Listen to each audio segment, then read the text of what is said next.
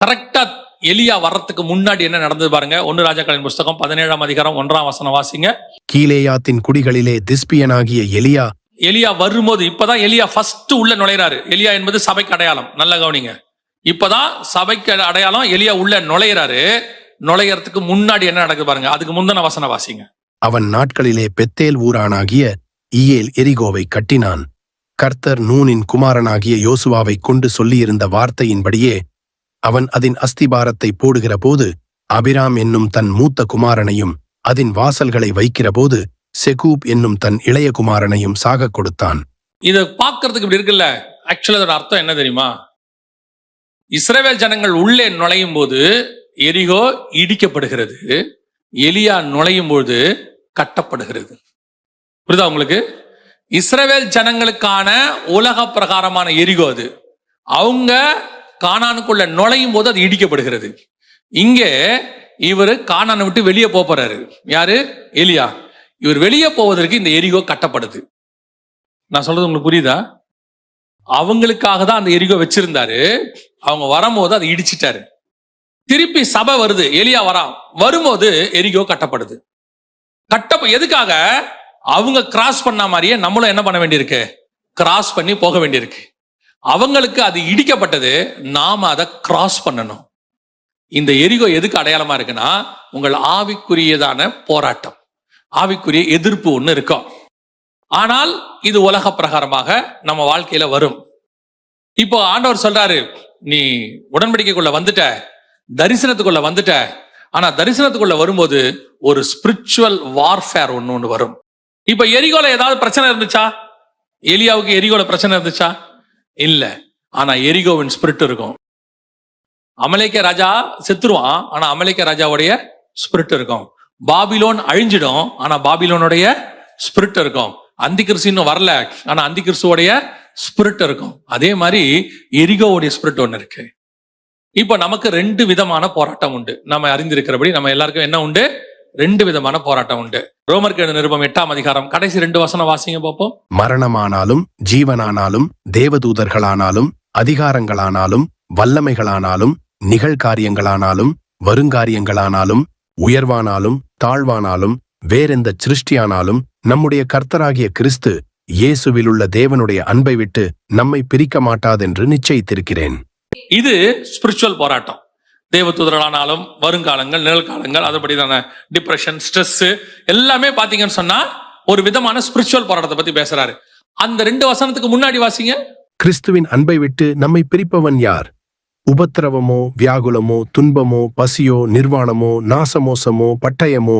இது பிசிக்கல் போராட்டம்.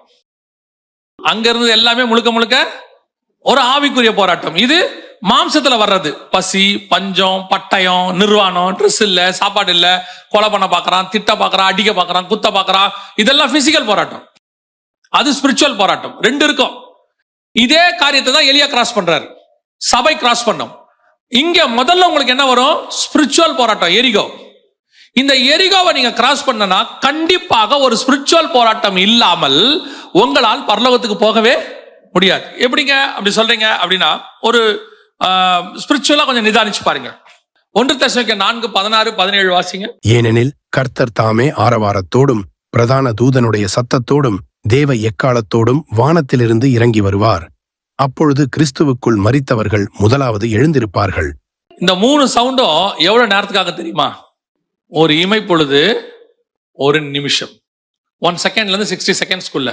ஆனா அந்த 60 செகண்ட்ஸ்க்குள்ள எத்தனை சவுண்ட் இருக்கு? 3 சவுண்டு.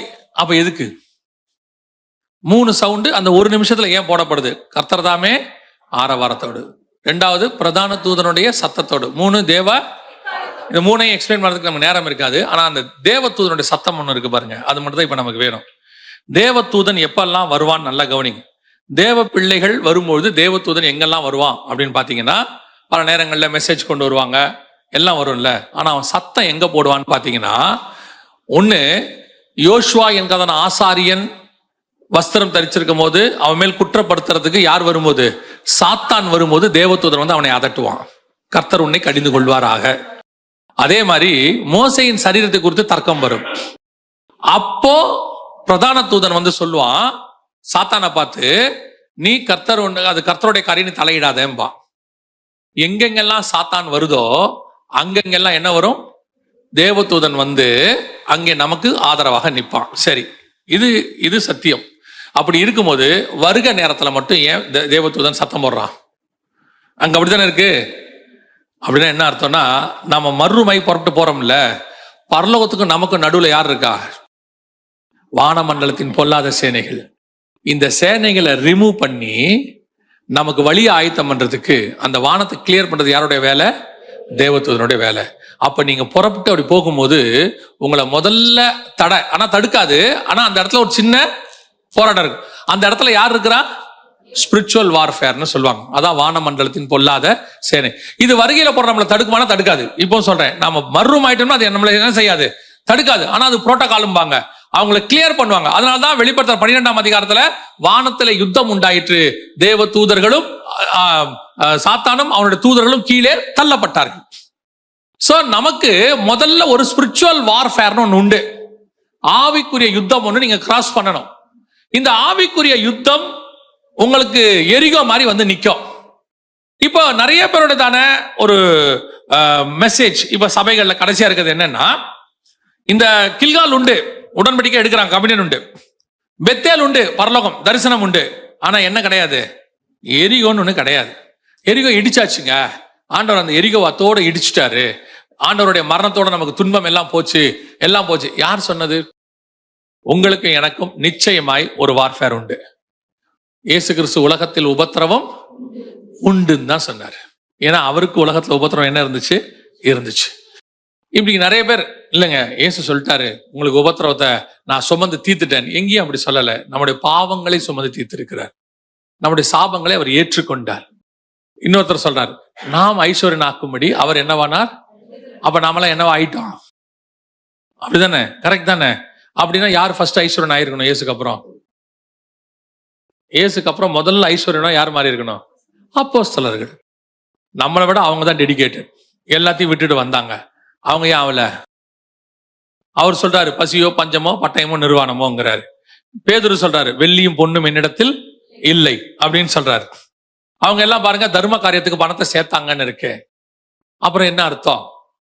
அப்ப அவங்க ஐஸ்வர்யம் நாங்கன்னு இல்லையே பைபிள்ல.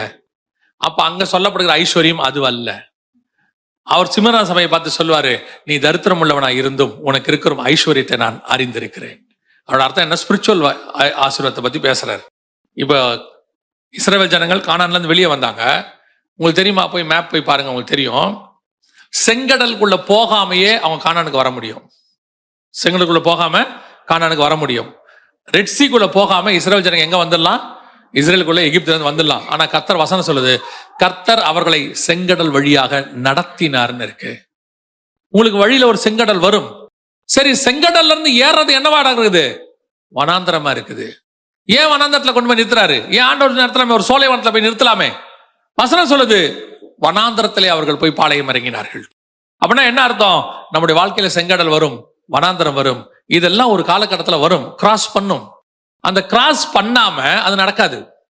அது நல்லது, அதுதான் டிசைன். ஆனா ஒண்ணு தெரிஞ்சுக்கொள்ளுங்க, இந்த உலகம் பாவத்தில் இருக்கிறது. இந்த பாவத்தில் இருக்கிற உலகத்தை ஜெயிக்கிறதுக்கு கர்த்தர் நமக்கு பிசிக்கலாவும் சரி ஸ்பிரிச்சுவலாவும் சரி சில இம்யூனிட்டி பவர் உருவாக்கி இருக்கிறாரு. அந்த இம்யூனிட்டி பவருக்கு நீங்க வேலை கொடுக்கணும். கொடுத்துக்கிட்டே இருந்தால்தான் அது உள்ள ஆக்டிவாக இருக்கும். இல்லாவிட்டா என்னவா இருக்காது? ஆக்டிவாக இருக்காது. பல நேரத்துல நம்ம இம்யூனிட்டி, ஸ்பிரிச்சுவல் இம்யூனிட்டி பவர் ஆக்டிவாவே இல்லை. பாருங்க, டாக்டர் சொல்லுவாங்க ஒரு 6 மாசத்துக்கு ஒரு தடவை ஜுரம் வந்தா நல்லதுன்னு சொல்லுவாங்க. ஒரு 1 இயருக்கு ஒரு தடவை கோல்டு பிடிச்சி ஜுரம் வந்துருது. முன்னாடி உள்ள டாக்டர்ஸ் குறிப்பா சொல்லுவாங்க, ஒரு 6 மாசத்துக்கு ஒரு தடவை கோல்டு பிடிச்சா மாத்திரை போடாதீங்கம்பாங்க. ஒரு 7 நாள் விட்டுருங்க, அது உடம்புல இருக்கிற நீரெல்லாம் தான் என்ன பண்ணிடும்? கிளீன் பண்ணிடும், வெளியேற்றிடும். அந்த இம்யூனிட்டி பவர் நல்லது, அது ஆக்டிவா இருக்குன்னு அர்த்தம். ஜுரம் வருதுன்னா என்ன? வெள்ளை அணுக்கள் என்னவா இருக்குது? ஆக்டிவா இருக்குன்னு அர்த்தம். அப்போ அந்த ஜுரம் நல்லது. அதே மாதிரி உபத்திரவம் நல்லது. வசனம் சொல்லுது, நான் உபத்திரவப்பட்டது நல்லது. அதனாலே அப்ப அந்த எரிகோ நமக்கு தேவை. ஆனா ஒண்ணு மட்டும் நிச்சயம், அந்த உபத்திரவத்தில் நீங்கள் ஜெயம் பெறுவீர்கள், தோல்வி அடைய மாட்டீர்கள். அந்த வனாந்தரத்தில் நீங்கள் மரிக்க மாட்டீர்கள். செங்கடல் உங்களை விழுங்காது. உங்களை கிராஸ் பண்ண வைப்பதற்கு கர்த்தர் போதுமானவராய் இருக்கிறார். கர்த்தர் சில நேரத்துல அனுமதி கொடுக்கிறார். சில பிரச்சனை வருது, சில போராட்டம் வருது, சில உபத்திரம் வருது, கர்த்தர் கொடுக்கிறாரு. இன்னைக்கு கடைசி காலத்துல என்ன ஆக்கிட்டாங்க உங்களை? எரிகோவே கிடையாது, பிரச்சனை கிடையாது, போராட்டம் கிடையாது, கவலைப்படாது, அதெல்லாம் ஒண்ணுமே ஆகாது. அப்படி வந்துச்சுன்னா உடனே நீ பாவம் செஞ்சிருக்கிற. அதனாலதான் சரி, பட்டணம் தோறும் பவுல் அடிக்கப்பட்டாரு, பாவம் செஞ்சாரா? தீமோத்தேயுவுக்கு வியாதி வந்துச்சு, பாவம் செஞ்சாரா? நம்ம சொல்ல முடியுமா? பவுல் எழுதுறாரு, கொஞ்சம் திராட்சை ரசத்தை குடிப்பா, கொஞ்சம் ரெஸ்ட் எடுத்துக்கப்பா. அவர் என்ன பண்ணணும்? அக்கிரமத்தின் மிகுதினால் உனக்கு பாவம் வந்திருக்கிறது, அப்படித்தானே சொல்லணும். நல்லா தெரிஞ்சுக்கொள்ளுங்க, சில நேரங்களிலே கர்த்தர் சில காரியங்களுக்கு நம்மளை அனுமதி கொடுக்கிறார். வாழ்க்கையில சில சூழ்நிலைகள் வரும், சில மக்களை பார்க்க வேண்டி வரும். அதுதான் நல்லது, இல்லாவிட்டால் கஷ்டம். இப்போ இவரை எடுத்துக்கோங்க, மோசையை எடுத்துக்கோங்க. வசனம் சொல்லுது, அவன் இனி வரும் பலனை அனுபவிக்கிறதுக்கு தேவ ஜனங்களோடு துன்பத்தை அனுபவிக்க தெரிந்து கொண்டான். அந்த துன்பத்தை அனுபவிக்கிறதுனால ஒரு பலன் வருகிறது எனக்கு, அதன் மேல் நோக்கமாகி அவர் வாலண்டியரா ஏத்துக்கிறாரு. நமக்கு சில நேரத்துல கர்த்தர் அனுமதி கொடுக்கிறாரு. சில ஸ்பிரிச்சுவல் வார்ஃபேர் வரும், அதை ஃபேஸ் பண்ணுங்க. ஆனா ஒண்ணு மட்டும் நிச்சயம், அதில் நீங்கள் விழுந்து போக மாட்டீர்கள், அதை நீங்கள் ஜெயிப்பீர்கள். ஜெயிக்கிற பலனை கர்த்தர் தருவார். ஏன்னா வசனம் சொல்லுது, திராணிக்கு மிஞ்சி நம்ம என்ன செய்யப்படுவதில்லை, சோதிக்கப்படுவதில்லை. சில நேரங்கள் அப்படி கொடுப்பார் ஆண்டவர், அந்த உபத்திரவத்துக்கு நேரம் கடந்து போவார். கவனிச்சுக்கொள்ளுங்க, பல நேரங்களில் கர்த்தர் நம்மளை உபத்திரவத்துக்கு நேரம் நடத்துவார். அது ஸ்பிரிச்சுவல் வார்ஃபேர் இருக்கதான் செய்யும், ஒன்றும் செய்ய முடியாது. அதை தூக்கி ஆண்டவர் கொடுக்கிறார். ஆனால் எரிகோவை தாண்டி தான் வர வேண்டும். அடுத்து எரிகோ தாண்டி அவர் எங்க போறார் பாருங்க, வாசிங்க பாப்போம். பின்பு எலியா அவனை நோக்கி, எலிசாவே, நீ இங்கே இரு, கர்த்தர் என்னை எரிகோ மட்டும் போக அனுப்புகிறார் என்றான். கடைசியா எங்க அனுப்புறாரு? இது பிசிக்கல் வார்ஃபேர். ஸ்பிரிச்சுவல் வார்ஃபேர் வந்தது உண்மை, உங்க கண்ணுக்கு தெரியாது, போராட்டம் வந்தது, எல்லாம் உண்மை. அந்த வாசிச்சொல்லியா ரோமர் நிருபத்துல முதல்ல 2வது தேவ தூதர்களானாலும் அதெல்லாம் இருந்துச்சுல்ல, அதுக்கு முந்தின வசனம் என்ன சொல்லுது? உபத்திரவமோ, வியாகுலமோ, துன்பமோ, பசியோ, நாசமோசமோ, பட்டயமோ. இது ஸ்பிரிச்சுவல் வார்ஃபேரை தாண்டி ஒன்று இருக்கு, பிசிக்கல் வார்ஃபேர். இந்த பிசிக்கல் வார்ஃபேர் அவங்கவுங்களுக்கு அவங்கவுங்க நிலைமையில இருக்கும். எல்லாருக்கும் ஒரே மாதிரி இருக்கும்னு சொல்ல முடியாது. ஸ்பிரிச்சுவல் வார்ஃபேர் ஒரே மாதிரி இருக்க நிறைய வாய்ப்பு இருக்குது. ஆனா பிசிக்கல் வார்ஃபேர் ஒருத்தருக்கும் அந்த யுத்தம் வேற வேற மாதிரி இருக்கான். எல்லாருக்கும் பசி இருக்காது. ஒருத்தருக்கு பசி இருக்கும், ஒருத்தருக்கு பசி இல்லாததே பிரச்சனையா இருக்கும்.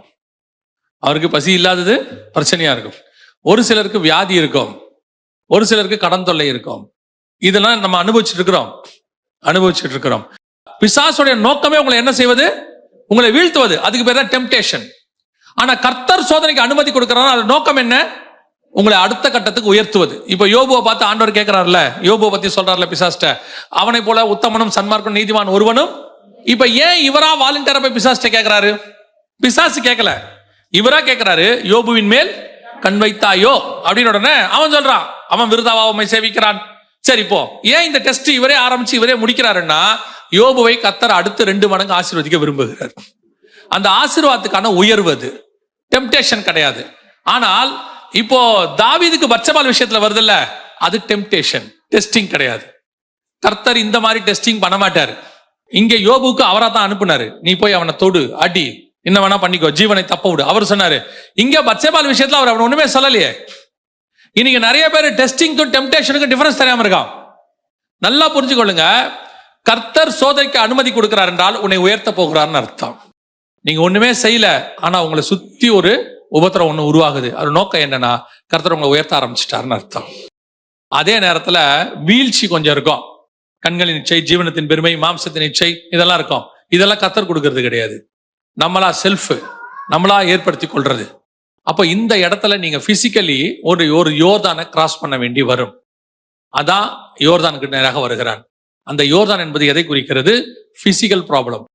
அது எது வேணாலும் இருக்கலாம், பணத்துல இருக்கலாம், அல்லது வியாதியில இருக்கலாம், என்ன வேணாலும் இருக்கலாம். ஏதோ ஒன்று வரும்.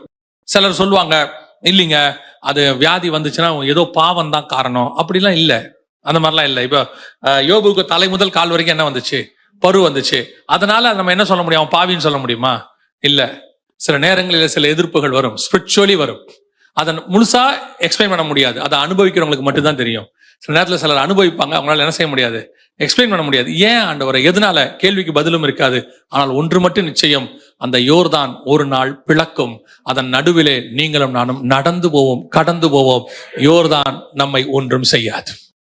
யோர்தான் எப்பவுமே எப்படி வரும் தெரியுமா? மேல இருந்து கீழே வரும்பாங்க. யோர்தான் ஃப்ளோ எப்படி மேல இருந்து கீழே ஃப்ளோ வரும்பாங்க. அதை அடிச்சுக்கிட்டு வருமா. ஆனா அந்த ஆசாரியில போய் நின்னவொன்னா அது என்ன பண்ணுச்சான்? ஒரு இடத்துல நின்னுச்சு அப்படிம்பாங்க. அந்த மாதிரி தான் உங்களுக்கும் எனக்கும் அந்த இடத்துக்கு போகும் பொழுது கர்த்தர் அதை பிரித்து விடுவார், வழி ஏற்படுத்துவார். வழியே இருக்காது. அதான் கடைசி தடை. எடுத்துக்கொள்ளப்படுகிற இடத்துக்கு நீங்க வந்துட்டீங்க. அந்த யோர்தானுக்கு அப்புறம் தாண்டி வந்த உடனே எடுத்துக்கொள்ளப்படுதல் தான். அதுக்கப்புறம் வேற இடமே இல்லை. அப்படிதான் வசனம் சொல்லுது. கில்காத்துல ஆரம்பிச்சேன், அடுத்து அங்கிருந்து பெத்தேலுக்கு வந்தேன், பெத்தேல இருந்து எரிகோக்கு வந்தேன், எரிகோல இருந்து இப்ப எங்க வந்திருக்கிறேன்? யோர்தானை கிராஸ் பண்ணிட்டேன். இனி நான் போக வேண்டிய இடம் ஒன்றுமில்லை. அடுத்து நான் மேகத்தில் ஏறி பரலோகத்துக்கு, சுழல் காற்றில் ஏறி பரலோகத்துக்கு போக வேண்டும். அப்ப இந்த 4வது இடம் வெரி இம்பார்ட்டன்ட். உலக பிரச்சனை ஒன்று வரும், ஏதோ ஒரு போராட்டம் வரும். அந்த போராட்டத்துக்கு நடுவுல உங்களுக்கு எனக்கும் கர்த்தர் ஒரு வழியை ஆயத்தம் பண்ணுவார். நீங்க ஆரம்பிக்கும் போது செங்கடல், முடிக்கும் போது யோர்தான்.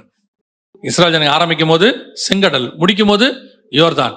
அங்கே அதுவும் வழிவிட்டது, இங்கே இதுவும் பிரிந்து நின்றது. யோசித்து பாருங்க, யோர்தான் நதியோ பெரிய செங்கடலோ எதுவும் உங்களையும் என்னையும் தடுக்க போகிறதில்லை. இந்த பிரயாணம் ஜெயத்துடன் முடியும். உங்களை என்னையும் கர்த்தர் கொண்டு போய் பரலோகத்திலே சேர்ப்பார். அதுல மாற்று கருத்தே இல்லை. ஏன்னா விசுவாசத்தை துவக்கினவர் முடிக்கவும் வல்லமை உள்ளவராய் இருக்கிறார். நல்ல போராட்டத்தை போராடினேன், ஓட்டத்தை முடித்தேன். அவ்வளவுதான், பினிஷ்ட். அது ஆண்டவர் செய்வார். ஆனா நடுவுல இந்த இடங்கள் எல்லாம் நீங்க கிராஸ் பண்ணணும். முதல்ல கில்கால் என்பது உடன்படிக்கைக்கு அடையாளமாய் இருக்கிறது. அடுத்து பெத்தேல் என்பது தரிசனத்துக்கு அடையாளமாய் இருக்கிறது. அதுக்கு அடுத்து எரிகோ என்பது ஆவிக்குரிய போராட்டத்தின் அடையாளமாய் இருக்கிறது. அடுத்து யோர்தான் என்பது உங்களுடையதான உலக பிரகாரமான பிசிக்கல் போராட்டத்துக்கு அடையாளமாய் இருக்கிறது. இதை நீங்க கிராஸ் பண்ணி வெளியே வந்தீங்கன்னா வானம் திறந்திருக்கும். நீங்க சுழல் காற்றில் ஏறி பரலோகத்துக்கு போயிட்டே இருக்கலாம். அல்லேலூயா. ஒருவேளை இந்த 4 இடத்துல நீங்க எதுல வேணா இருக்கலாம். இப்பதான் நாங்க உடன்படிக்கைக்குள்ள வந்திருக்கிறோம் அப்படின்னா அடுத்து நீங்க தரிசனத்துக்குள்ள வரணும். உங்க தரிசனம் பரலோகத்துக்கு போகிறதாய் மட்டும் இருக்கணும். அந்த தரிசனத்துக்குள்ள இப்ப நாங்க வந்துட்டோம் அப்படின்னா உங்களுக்கு எரிகோவும் யோர்தானும் வந்தாலும் கவலைப்படாதிருங்கள்.